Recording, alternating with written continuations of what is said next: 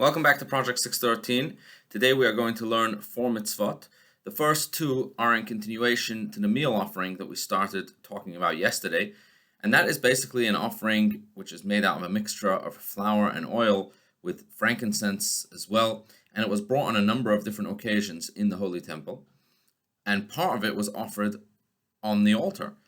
Now the first mitzvah that we learned today is that the leftovers, a part of this offering that was not offered on the altar, is supposed to be eaten by the Kohanim, by the priests. As the verse says, "V'hanoseres mimenu yochlu Aaron uvanav," that the leftover of the meal offering that is not brought on the altar should be eaten by Aaron and his children. And there is also the next mitzvah that we learned today is a prohibition connected to this, and that is that it is forbidden for us to allow the meal offering to become chametz, to become leavened.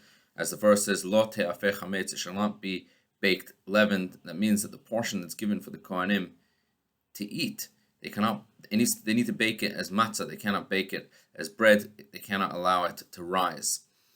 And then we have another 2 mitzvot which we will learn today, and this has to do with the timing of when we are supposed to bring the sacrificial offerings that we take as pledges.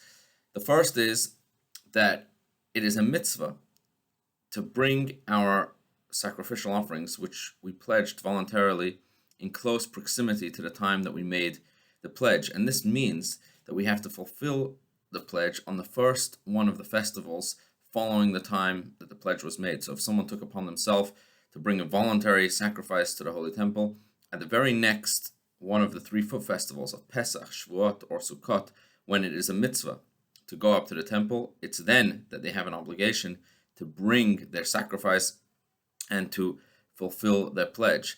If they don't, they are missing out on this mitzvah, on this obligation. And the same way this applies to sacrificial offerings, the same thing applies to any types of pledges that one makes, whether sacrifices or money or any of the other mandatory gifts that a person could bring to the temple. They have to be given, they have to be brought on the first opportunity, the first yontif following the time of the pledge. And if not, one is missing out on fulfillment of this mitzvah. And then the final mitzvah that we learned today is the flip side of this, which is a negative prohibition where the Torah tells us it's forbidden for one to delay their pledge.